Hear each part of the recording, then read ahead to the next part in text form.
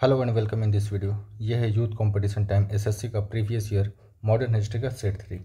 आइए स्टार्ट करते हैं।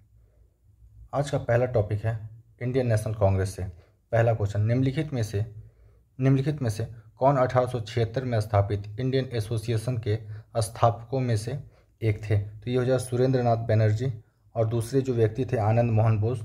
इन दोनों ने मिलकर 1876 में इंडियन एसोसिएशन की स्थापना की थी। तो ऑप्शन सी इसका राइट हो जाएगा। अगला क्वेश्चन, निम्नलिखित में से कौन 1915 के अधिवेशन के दौरान भारतीय राष्ट्र कांग्रेस के अध्यक्ष थे? तो ये एसपी सिन्हा थे, 1915 के इंडियन नेशनल कांग्रेस के प्रेसिडेंट 1915 अधिवेशन के। अगला क्वेश्चन है, भारतीय राष्ट्र कांग्रेस की प्रथम महिला अध्यक्ष कौन थी? तो पहली महिला अध्यक्ष एनी बेसेंट हो जाएगी। ये आपसे ईयर भी पूछा गया पहले 1917 में। ये सेशन हुआ था कलकत्ता में। अगर आपसे क्वेश्चन ऐसे बने, कौन इंडियन महिला थी जो इंडियन नेशनल कांग्रेस की अध्यक्ष बनी थी? पहली तो ये सरोजनी नायडू, 1925 में कानपुर सेशन, 1925 कानपुर सेशन में बनी थी। तो आप ये दोनों याद रखें। एनी बेसेंट पहली महिला थी जो इंडियन नेशनल कांग्रेस की प्रेसिडेंट बनी 1917 कलकत्ता सेशन में। सरोजनी नायडू पहली भारतीय महिला थी जो कानपुर सेशन 1925 में आईएनसी की प्रेसिडेंट बनी थी इंडियन नेशनल कांग्रेस की। अगला क्वेश्चन, भारतीय राष्ट्र कांग्रेस का पहला अधिवेशन डैश में आयोजित हुआ? तो ये हुआ था बॉम्बे का गोकुल धाम तेजपाल संस्कृत कॉलेज में हुआ था 1885 में। 1885 में गोकुल धाम तेजपाल संस्कृत कॉलेज पहला इंडियन नेशनल कांग्रेस का आयोजन हुआ था। कांग्रेस और मुस्लिम लीग के किस अधिवेशन में ब्रिटिश शासन के विरुद्ध एक संयुक्त मोर्चा बनाने के लिए सहमति बनी थी? तो ये लखनऊ सेशन हो जाएगा। लखनऊ सेशन जो था ये 1916 में हुआ था। 1916 में। आपसे अगर प्रेसिडेंट पूछा जाए तो एसी मजूमदार, अंबिका चरण मजूमदार थे।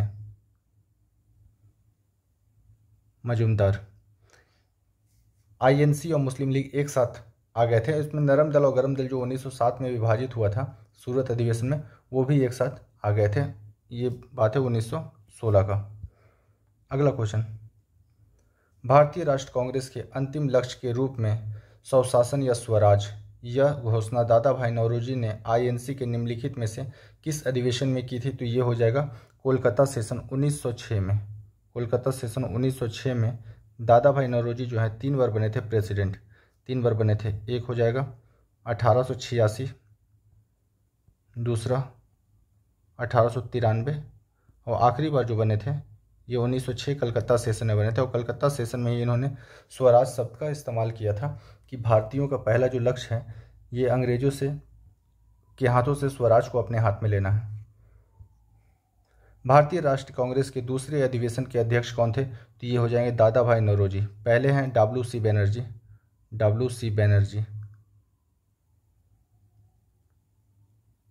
बनर्जी और दूसरे दादा भाई नौरोजी। क्वेश्चन आपसे ऐसे भी बन सकता है कि पहला पारसी अध्यक्ष कौन था? तो दादा भाई नौरोजी हो जाएंगे, या 1886।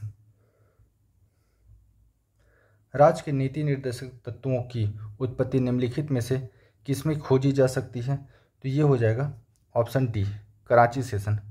कराची सेशन जो है इसमें राज्य के नीति निर्देशक तत्वों को देखा जा सकता है। ये हुआ था 1931 में।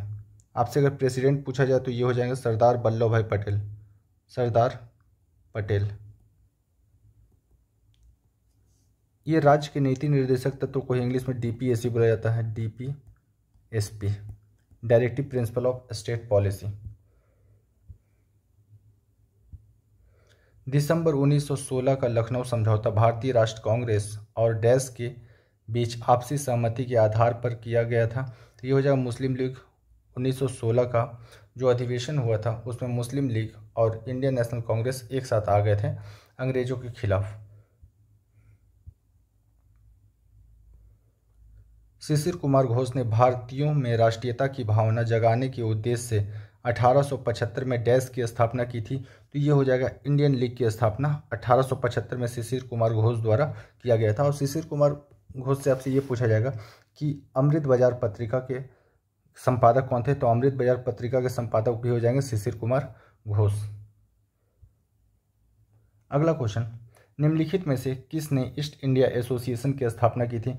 तो ईस्ट इंडिया एसोसिएशन की स्थापना दादा भाई नौरोजी ने लंदन में किया था? ये 1866 में दादा भाई नौरोजी ने ईस्ट इंडिया एसोसिएशन की स्थापना लंदन में किए थे। अगला क्वेश्चन, सितंबर 1923 में कांग्रेस के विशेष अधिवेशन की अध्यक्षता किसने की और जो 35 वर्ष की आयु में कांग्रेस के अध्यक्ष के रूप में चुने जाने वाले सबसे युवा व्यक्ति बने? तो ये मौलाना अबुल कलाम आज़ाद हो जाएंगे। ये आपसे पूछा जाएगा कौन ऐसा आदमी है जो सबसे ज़्यादा बार कांग्रेस का प्रेसिडेंट रहा है? तो दो आदमी का नाम याद रखना है। दादा भाई नौरोजी 3 बार बने हैं, JL नेहरू 3 बार बने हैं। यंगेस्ट प्रेसिडेंट पूछा जाए तो मौलाना अबुल कलाम आज़ाद हो जाएंगे। आपसे ये बोला जाए कौन सा ऐसा प्रेसिडेंट था जो सबसे लंबा टाइम तक सर्व किया, एज अ प्रेसिडेंट रहा है? तो ये भी आंसर हो जाएगा अबुल कलाम आज़ाद। एक्चुअली 1940 से 1946 तक हम सबको पता है कि 1939 में सेकेंड वर्ल्ड वार शुरू हुआ जो कि 1935 तक चला था। तो सेकेंड वर्ल्ड वार के दौरान में इंडियन नेशनल कांग्रेस का एक भी अधिवेशन नहीं हुआ। तो इस दौरान जब 1940 में अबुल कलाम आज़ाद जब INC के प्रेसिडेंट बने तो उसके बाद 6 साल तक लगातार वो INC के प्रेसिडेंट रहे। तो लॉन्गेस्ट सर्विंग प्रेसिडेंट में भी मौलाना अबुल कलाम आज़ाद, यंगेस्ट प्रेसिडेंट में भी मौलाना अबुल कलाम आज़ाद हो जाएंगे दोनों। अगला क्वेश्चन, वर्ष डैश में अपनाए गए भारतीय राष्ट्र कांग्रेस के तिरंगे झंडे के केंद्र में एक चरखा रखा गया था? तो ये 1931, जो आज हम लोग मॉडर्न झंडा देखते हैं, जो भारत का जो मॉडर्न झंडा है जो यूज में है, इसको पहली बार 1931 में ही अपनाया गया था, जिनका डिजाइन पेंगाली वेंकैया ने किया था। पेंगाली वेंकैया। डैश में संपन्न हुआ कांग्रेस का अधिवेशन किसी पिछड़े ग्रामीण क्षेत्र में आयोजित होने वाला पहला अधिवेशन था? तो कांग्रेस का फैजपुर अधिवेशन जो है, फैजपुर आपसे पूछा जाए कहाँ पर है? तो महाराष्ट्र में है। फैजपुर जो है महाराष्ट्र में है। महाराष्ट्र में ये जो फैजपुर ये है, इसका प्रेसिडेंट जो थे JL नेहरू, जवाहरलाल नेहरू थे। JL नेहरू।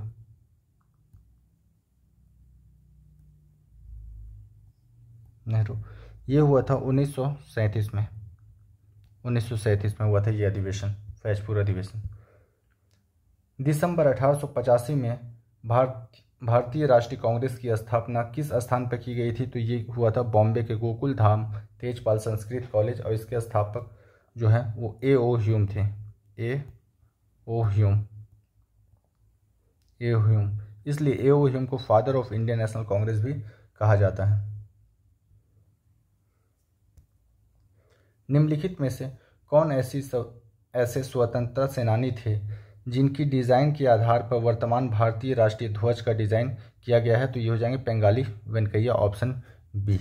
मॉडर्न जो फ्लैग है वो पेंगाली वेंकैया के डिज़ाइन पर ही आधारित है।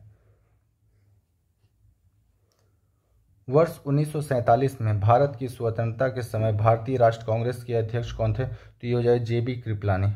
JB कृपलानी हो जाएंगे। जब भारत आज़ाद हो रहा था तो इंडियन नेशनल कांग्रेस के उस समय अध्यक्ष JB कृपलानी थे। आपसे ये पूछा जाएगा कि उस समय यूनाइटेड किंगडम का, इंग्लैंड का प्राइम मिनिस्टर कौन था? तो ये हो जाए कैलिमन एटली। कैलिमन एटली थे उस समय PM, ब्रिटिश PM कैलिमन एटली। वर्ष 1916 में लखनऊ समझौता की यह महत्वपूर्ण विशेषता क्या थी? देख लेते हैं। कांग्रेस पर प्रांतीय परिषद के चुनाव में मुस्लिम के लिए पृथक निर्वाचन के लिए सहमत नहीं था, गलत बात, सहमत हो गया था। इसमें कांग्रेस के उदारवादी और कट्टरपंथियों के पुनर्मिलन की उल्लेखित है। हाँ, ये बात सही है। 1916 का जो अधिवेशन था इसमें मुस्लिम लीग और इंडियन नेशनल कांग्रेस एक साथ आ गए थे। एक्चुअली इंडियन नेशनल कांग्रेस दो हिस्सा में बढ़ गया था 1907 में, जब ये सूरत का अधिवेशन हुआ था। रास बिहारी घोष उस समय प्रेसिडेंट थे इंडियन नेशनल कांग्रेस का। तो उस समय कांग्रेस दो हिस्सा में बढ़ गया, एक नरम दल, दूसरा गरम दल। तो नरम दल, गरम दल और इंडियन नेशनल कांग्रेस सब के सब एक साथ आ गए थे 1916 के अधिवेशन में। निम्नलिखित में से किस वर्ष सूरत में भारतीय राष्ट्र कांग्रेस विभाजित हुआ और जिसके कारण सत्र स्थगित हुआ? तो सूरत का जो ये हुआ था, सूरत में जो विभाजन हुआ था इंडियन नेशनल कांग्रेस नरम दल और गरम दल में, ये 1907 में हुआ था। रास बिहारी घोष उस समय INC के प्रेसिडेंट थे। भारतीय राष्ट्रीय कांग्रेस के सत्रों के संदर्भ में निम्नलिखित में से कौन सा युगिन सही है? 1939 का नहीं, हरिपुरा नहीं होगा, ये होगा त्रिपुरी, ये त्रिपुरी होगा, त्रिपुरी। 1917 मद्रास में, 1917 कोलकाता में हुआ था, कोलकाता में हुआ था। 1929 बॉम्बे में नहीं, ये था लाहौर, 1907 लाहौर सेशन है, राज बिहारी घोष। तो ऑप्शन डी इसका सही हो जाएगा, ये सही मैच है। भारतीय राष्ट्र कांग्रेस के हरिपुरी अधिवेशन की अध्यक्षता किसके द्वारा की गई थी? हरिपुरी और त्रिपुरी दोनों सेशन के जो अध्यक्ष थे ये सुभाष चंद्र बोस थे। ऑप्शन बी राइट होगा। आपसे पूछा हरिपुरी सेशन कब हुआ था, तो ये हुआ था 1938 में। 1938 में सुभाष चंद्र बोस इसके प्रेसिडेंट बने थे। त्रिपुरी संकट के समाप्ति के बाद कांग्रेस का अध्यक्ष किसे चुना गया? एक्चुअली त्रिपुरी सेशन जब हुआ था ये 1939 में हुआ था। तो गांधी जी सपोर्ट कर रहे थे पिट्टा भाई सीतारामैया को, और जवाहरलाल नेहरू सपोर्ट कर रहे थे, सुभाष चंद्र बोस को सपोर्ट कर रहे थे। तो सुभाष चंद्र बोस इस इलेक्शन को जीत जाते हैं, आईएनसी के प्रेसिडेंट बन जाते हैं। पर गांधी जी के नाराज होने पर वो अपने पद को त्याग देते हैं, और उस पद को त्यागने के बाद डॉक्टर राजेंद्र प्रसाद त्रिपुरी जो सेशन हुआ था आईएनसी का, उसके प्रेसिडेंट बनते। तो ऑप्शन सी इसका राइट होगा। भारत के स्वतंत्रता आंदोलन के दौरान भारतीय राष्ट्र कांग्रेस के एकमात्र अध्यक्ष कौन थे जिन्होंने निर्वाचन होने के बाद भी अध्यक्ष पद से इस्तीफा दिया? तो ये हो जाएगा सुभाष चंद्र बोस। 1939 त्रिपुरी सेशन, 1939 त्रिपुरी सेशन में। कांग्रेस के किस अधिवेशन में पूर्ण स्वराज की मांग की गई थी? तो ये हो जाएगा लाहौर सेशन 1929 में, 1929 लाहौर सेशन। प्रेसिडेंट पूछा जाएगा तो ये हो जाएगा जवाहरलाल नेहरू, JL नेहरू। पूर्ण स्वराज का स्वराज वर्ड अगर आपसे पूछा जाए कि स्वराज वर्ड का यूज सबसे पहली बार आईएनसी द्वारा कब किया गया, तो 1906 में जब दादा भाई नौरोजी थे। यहाँ पर बात की जाए पूर्ण स्वराज का जो डिमांड किया गया था ये जवाहरलाल नेहरू द्वारा किया गया था लाहौर सेशन 1929 में। भारतीय राष्ट्र कांग्रेस के लाहौर अधिवेशन ने किस वर्ष में 26 जनवरी को स्वतंत्रता दिवस के रूप में मनाने की घोषणा की थी? तो ये 1929 में घोषणा हुआ था जवाहरलाल नेहरू के द्वारा कि हम लोग हर साल 29 जनवरी को अपना आज़ादी दिवस मनाएंगे, और ये 1930 से स्टार्ट हो गया। यही वजह है कि हम लोग 26 जनवरी 1950 को अपना संविधान लागू करते हैं, इसी दिन को इम्पोर्टेंस देने के लिए। भारत का राष्ट्रगान जन गण मन पहली बार भारतीय राष्ट्र कांग्रेस के डैश अधिवेशन में गाया गया? तो ये कलकत्ता अधिवेशन में गाया गया था, 1911 में गाया गया था, कोलकाता अधिवेशन। 1924 में कांग्रेस के बेलगांव सम्मेलन के दौरान कांग्रेस के अध्यक्ष कौन थे? तो एक ही बार बने हैं महात्मा गांधी, एक ही बार 1924 के बेलगांव अधिवेशन में महात्मा गांधी प्रेसिडेंट बने थे। निम्नलिखित में से कौन सा कथन कांग्रेस के कराची सत्र 1931 के संदर्भ में सही है? गांधी इरविन संधि की पुष्टि हुई थी। हाँ, गांधी इरविन जो समझौता है 1931 में हुआ था, ये बात सही है। अगला देख लेते हैं, महात्मा गांधी के अधिवेशन की अध्यक्षता की थी ना, ये गलत है। 1924 में गांधी जी ने आईएनसी के प्रेसिडेंट थे बेलगांव में, तो ये गलत हो जाएगा। भारत छोड़ो प्रस्ताव पारित हुआ था, नहीं, ये 8 अगस्त 1942 का है, तो ये भी गलत हो गया। इस आयोजन में खिलाफत आंदोलन आरंभ हुआ ना, खिलाफत आंदोलन 1920 का है, तो ये सब का सब गलत है। गांधी इरविन समझौता 1931 में हुआ है। सितंबर 1920 के भारतीय राष्ट्र कांग्रेस अधिवेशन का आयोजन डैश में किया गया था, तो ये हो जाएगा कलकत्ता में किया गया था। 1920 के राष्ट्रीय कांग्रेस के आयोजन जो हुआ था आईएनसी का, ये कलकत्ता में हुआ था। Option A is right. अगला टॉपिक है बंगाल विभाजन / स्वदेशी आंदोलन। 1905 में बंगाल के विभाजन के लिए अंग्रेजों द्वारा निम्नलिखित में से कौन सा मुख्य तर्क प्रस्तुत किया गया था। तो ये हो जाएगा प्रशासनिक सुविधा। अंग्रेज ऐसा बोलते थे कि बंगाल इतना बड़ा प्रोविंस है कि इस पर राज करना, प्रॉपरली प्रशासन चलाना बड़ा मुश्किल हो रहा है, तो बंगाल को 2 टुकड़ों में बांट दिया जाए। ये लॉर्ड कर्जन का तर्क था। अगला क्वेश्चन, भारत के वायसराय लॉर्ड कर्जन ने बंगाल के विभाजन की घोषणा किस वर्ष की थी? तो 1905 में कलकत्ता के टाउन हॉल में इसकी घोषणा की गई थी 1905 में। आपसे बोला जाएगा बंगाल विभाजन रद्द कब हुआ? तो ये हुआ था 1911 में। 1911 में लॉर्ड हार्डिंग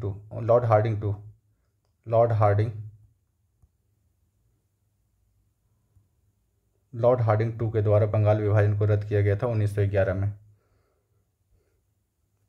निम्नलिखित में कौन सी घटना 1905 के बंगाल विभाजन से पूर्व घटी थी? पहले घटा था, ये पूछ रहा।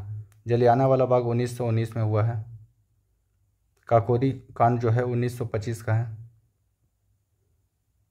चौरी चौरा की जो घटना है ये 1922 का है। चापेकर बंधुओं द्वारा प्लेग कमीशन की हत्या ये 1897 में हुआ था। ये 1897 में हुआ। तो यही क्वेश्चन पूछा गया है, कौन सी घटना बंगाल विभाजन से पहले हुआ है? तो चापेकर बंधुओं द्वारा प्लेग कमीशन की हत्या। Option D is right. निम्नलिखित में से बंगाल के किस राष्ट्रीय आंदोलन में तिरंगे झंडे का अभिकल्पना किया गया? तो ये स्वदेशी आंदोलन हो जाएगा। एक्चुअली बंगाल विभाजन का ही ये एक रिजल्ट था, स्वदेशी आंदोलन। बंगाल विभाजन के दौरान ही एक स्टेटमेंट दिया गया कि हम स्वदेशी माल का यूज करेंगे, कोई भी बाहर का प्रोडक्ट का इस्तेमाल नहीं करेंगे। और उस दौरान ही पहली बार झंडा का इस्तेमाल किया गया था आंदोलन के दौरान। स्वदेशी आंदोलन से प्रेरित होकर डैश ने भारत माता की अपनी प्रसिद्ध छवि को चित्रित किया, जिसमें उन्होंने एक तपस्विनी आकृति के रूप में चित्रित किया गया था। तो ये हो जाएगा अवनींद्र नाथ ठाकुर। जो भारत माता का भी हम लोग फोटो देखते हैं कि इंडिया का झंडा बना हुआ, एक पीछे महिला है जो कि भारत का झंडा लेकर, और पीछे शेर है। इस चित्र को अवनींद्र नाथ ठाकुर ने बनाया था। Option B is right. अगला क्वेश्चन, 1905 में बंगाल के विभाजन के लिए कौन जिम्मेदार था? तो ये हो जाएगा लॉर्ड कर्जन। 1905 में कलकत्ता के टाउन हॉल में इन्होंने अनाउंस किया था कि बंगाल को विभाजन किया जाएगा प्रॉपरली प्रशासन करने के लिए। तो ऑप्शन डी इज राइट। अगला पॉइंट, मुस्लिम लीग। अखिल भारतीय मुस्लिम लीग का गठन ढाका में वर्ष डैश में हुआ था? तो ये 1906 में आगा खान, सलीमुल्लाह इनके द्वारा किया गया था। ढाका में मुस्लिम लीग की स्थापना 1906। निम्नलिखित में से किस दल ने बंगाल के विभाजन के कदम का समर्थन किया था? तो ये ऐसा सिर्फ और सिर्फ मुस्लिम लीग ही कर सकता है। तो मुस्लिम लीग इसका सपोर्ट किया था। उसके अलावा फॉरवर्ड ब्लॉक, भारतीय communist party, Ghadar party, even इन सबका तो स्थापना भी नहीं हुआ था उस समय। निम्नलिखित में से कौन सा तारीख को मुस्लिम लीग ने अंतरिम सरकार में शामिल होने का निर्णय लिया? तो ये 13 अक्टूबर 1946 को मोस्ट इंपॉर्टेंट डेट के साथ आया था, और सारा का सारा डेट बहुत क्लोज है। 13 अक्टूबर 1946 को ढाका में अखिल भारतीय मुस्लिम लीग का गठन किया गया था। इसके बारे में निम्नलिखित में से कौन सा कथन सत्य नहीं है? ठीक है, देखते हैं। यह मुसलमानों के लिए अलग निर्वाचन मंडल चाहता था, ये बात सही है। लीग ने बंगाल विभाजन का समर्थन किया था, इसलिए यही बोला गया है कि सत्य नहीं है। ये जो कथन है ये सत्य नहीं है कि समर्थन नहीं किया था, समर्थन किया गया था मुस्लिम लीग के द्वारा। लीग का गठन 1906 में हुआ था। 1906 ढाका में सलीमुल्लाह, आगा खान इत्यादि द्वारा किया गया था। अगला देखते हैं, इसका गठन मुस्लिम जमींदारों और नवाबों के समूह के द्वारा किया गया था। ये कथन भी सही है। तो एक ही कथन है, ऑप्शन बी ये गलत है। इन्होंने बंगाल का विभाजन का सपोर्ट किया था। निम्नलिखित में कौन पाकिस्तान राष्ट्रीय आंदोलन के सदस्यों में से एक हैं जिन्होंने 1933 में पाकिस्तान नाम रखा था? चौधरी रहमत अली। आसान सा क्वेश्चन, चौधरी रहमत अली ने पाकिस्तान नाम रखा है। निम्नलिखित में से किस संगठन ने 16 अगस्त 1946 को सीधी कार्रवाई का दिवस घोषित किया था? तो ये मुस्लिम लीग किया था, डायरेक्ट एक्शन डे। इसी की वजह से ही नोआखाली जो कलकत्ता में है, मतलब बंगाल में नोआखाली एक जगह है, वहाँ पर राइट हो गया था हिंदू मुस्लिम का। मुस्लिम लीग का ही ये स्टेटमेंट था, डायरेक्ट एक्शन डे, सीधी कार्रवाई का दिवस। ये 1946 में हुआ था। अखिल भारतीय मुस्लिम लीग की स्थापना 1906 में निम्नलिखित में से किस स्थान पर हुई थी? तो ये ढाका में हुआ था। 1906 में मुस्लिम लीग का स्थापना सलीमुल्लाह आगा खान के द्वारा। नेक्स्ट क्वेश्चन दिल्ली दरबार से। किंग जॉर्ज परचम और क्वीन मैरी के स्वागत के लिए 1924 में किस स्मारक का निर्माण किया गया था? ये हो जाएगा gateway of India. Gateway of India कहाँ है? बॉम्बे में है। क्वीन मैरी को ही ब्लडी क्वीन कहा जाता है। ये काफ़ी मतलब रूड थी, इसलिए इनको ब्लडी क्वीन भी कहा जाता है। नेक्स्ट क्वेश्चन, ब्रिटिश भारत की राजधानी किस वर्ष कलकत्ता से दिल्ली स्थानांतरित की गई? तो ये हो जाएगा 1911 में। लॉर्ड हार्डिंग टू के समय में कलकत्ता से दिल्ली राजधानी को शिफ्ट कर दिया गया था।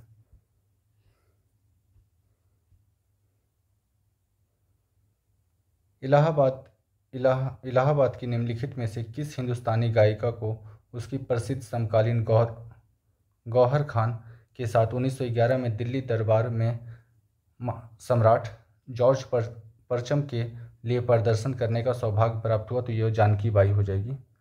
Option A Janki Bai. और गौहर खान ने ही सम्राट जॉर्ज परचम के लिए प्रदर्शन किया था।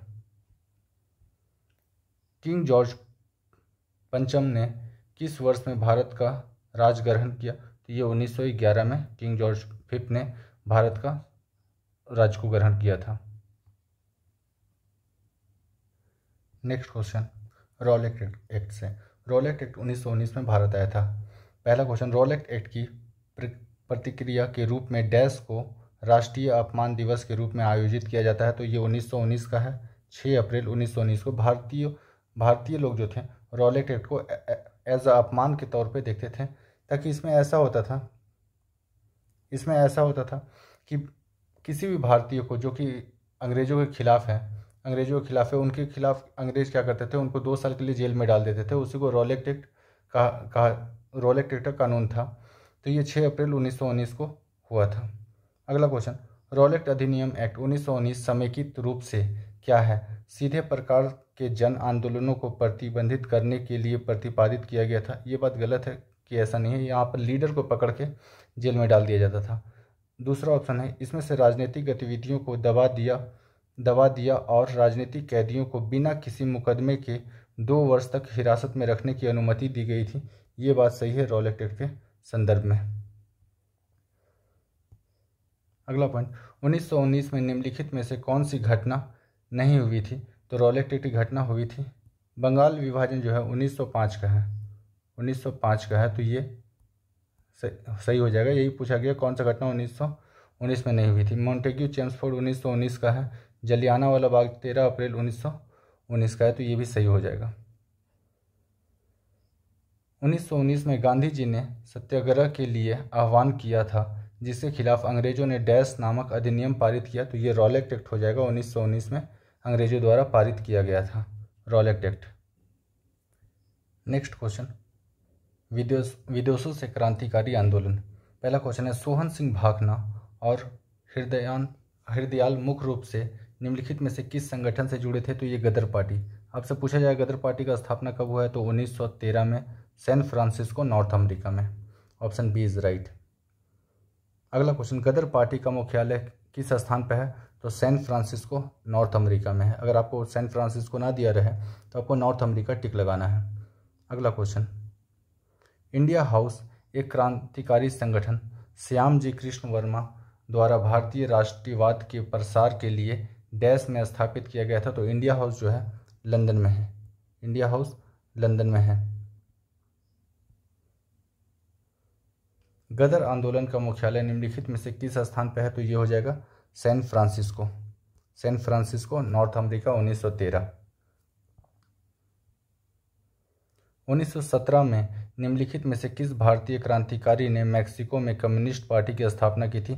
तो कम्युनिस्ट पार्टी की स्थापना M.N. रॉय ने की थी। Option C is right. निम्नलिखित में से किस वर्ष ताशकंद में भारतीय कम्युनिस्ट पार्टी की स्थापना हुई थी? तो भारतीय कम्युनिस्ट पार्टी की स्थापना 1920 में हुई थी ताशकंद में 1920। Option D is right. निम्न भारतीय क्रांतिकारियों में से किसने जर्मनी के सहयोग से अंग्रेजों के खिलाफ सशस्त्र विद्रोह का विचार किया था? तो ये हो जाएगा ऑप्शन डी बाघा जतिन ने। नवंबर 1915 में डैश को लाहौर में फरवरी 1915 के गदर षड्यंत्र में उनकी भूमिका के लिए फांसी दी गई थी। तो ये हो जाएगा ऑप्शन बी करतार सिंह सराभा को फांसी दी गई थी। अगला क्वेश्चन, जलियांवाला बाग हत्याकांड। ये 13 अप्रैल 1919 को अमृतसर में हुआ था। जलियांवाला बाग नरसंहार पर डैश ने अपनी पीड़ा और गुस्सा जताते हुए नाइटहुड की उपाधि लौटा दी। ये हो जाए रविन्द्रनाथ ठाकुर को 1915 में नाइटहुड की उपाधि दी गई थी, जिसको 1919 में ये जलियांवाला बाग के बाद रिटर्न कर दिए थे।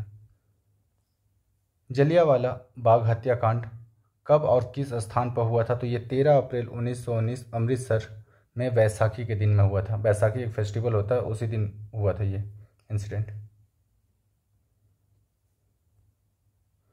निम्न में से किस भारतीय को ब्रिटिश राजतंत्र द्वारा नाइटहुड की उपाधि दी गई थी, लेकिन जलियांवाला नरसंहार के बाद उन्होंने इसे वापस कर दिया? तो ये रविन्द्रनाथ ठाकुर हो जाएंगे। रविन्द्रनाथ ठाकुर ने इसे रिटर्न कर दिया था।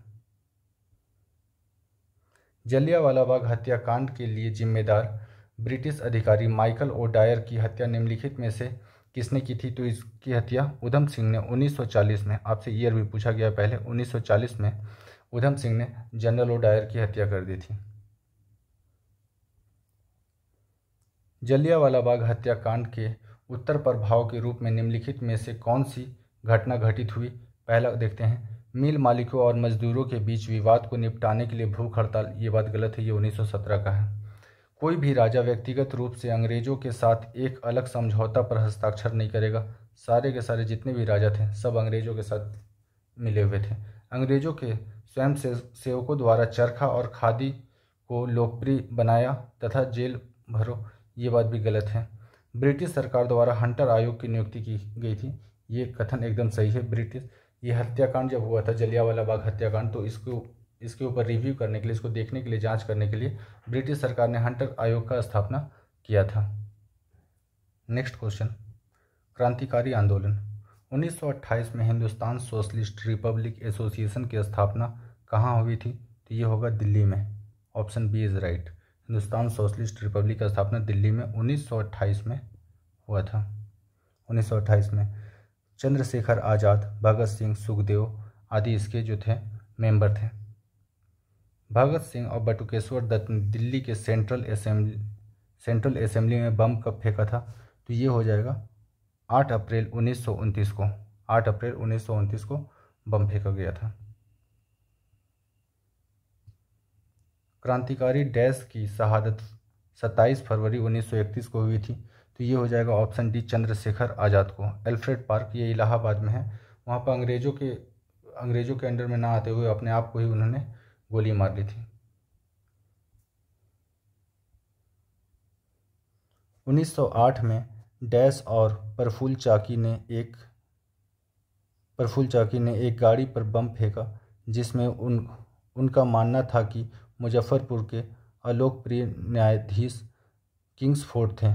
तो ये होगा ऑप्शन बी खुदीराम बोस और प्रफुल्ल चाकी ने 1908 में किंग्सफोर्ड के ऊपर बम फेंका था। एक्चुअली उसे गाड़ी पर बम फेंका था।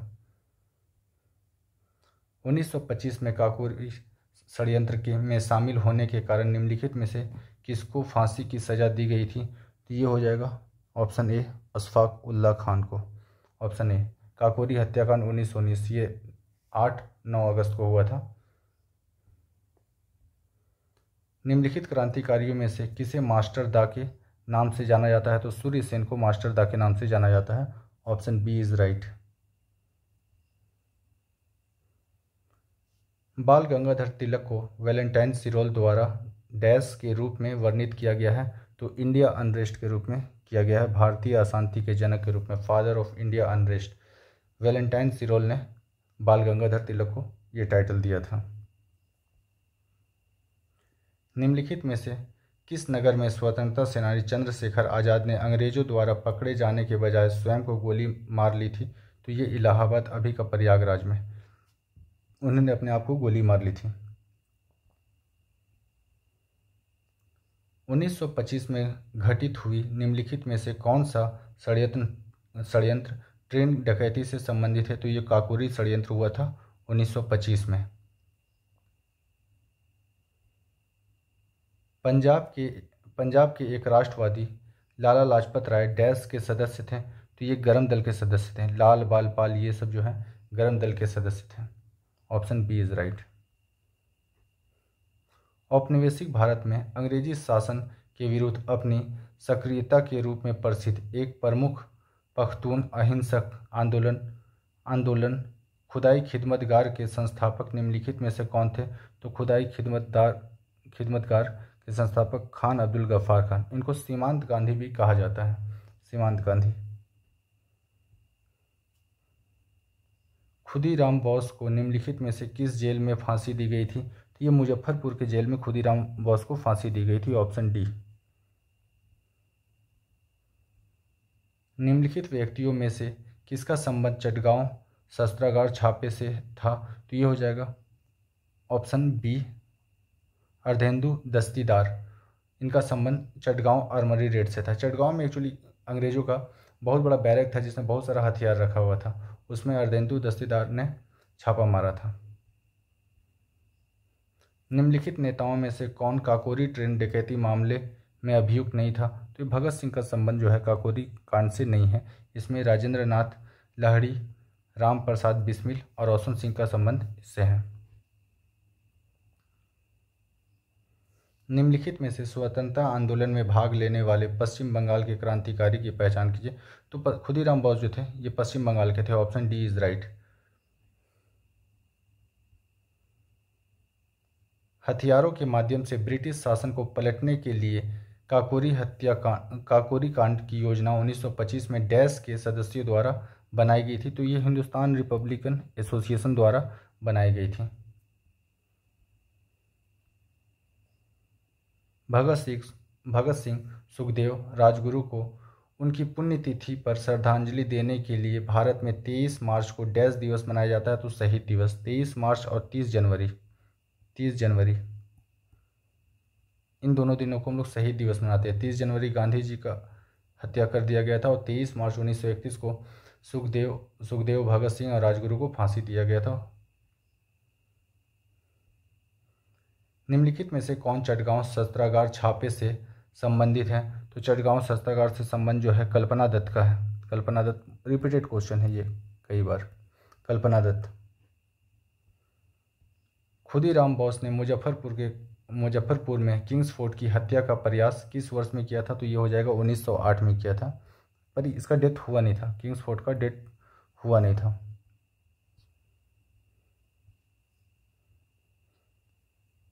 उन्नीस 1904 में क्रांतिकारियों की गुप्त संस्था के रूप में अभिनव भारत की स्थापना किसने की? तो अभिनव भारत की स्थापना वी.डी. सावरकर ने 1904 में की थी। 1904 में वी.डी. सावरकर, विनायक दामोदर सावरकर ने की थी।